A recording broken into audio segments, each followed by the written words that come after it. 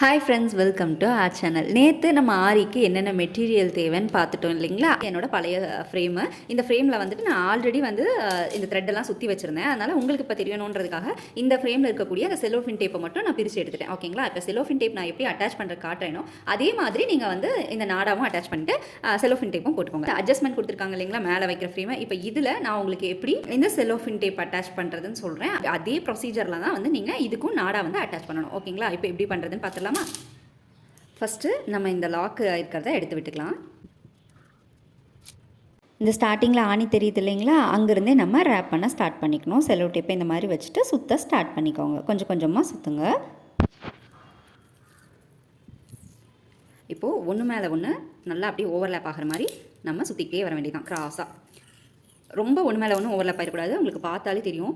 இங்கே பாருங்கள், இந்த எட்ஜோட எட்ஜ் அப்படியே கனெக்ட் ஆகிற மாதிரி ஃபுல் அண்ட் ஃபுல் இந்த ஃப்ரேமை இந்த மாதிரி சுற்றிக்கலாம்.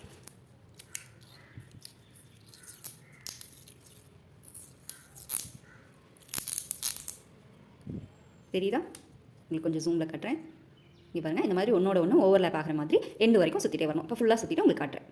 இப்போ உங்களுக்கு பார்த்தாலே தெரியும், நான் இந்த ஒரு ஃப்ரேம் மட்டும் ஃபுல் அண்ட் ஃபுல் இந்த மாதிரி டேப்பை சுற்றி எடுத்துக்கிட்டேன். எப்படி சுற்றிருக்கேன்னு பார்த்துக்கோங்க.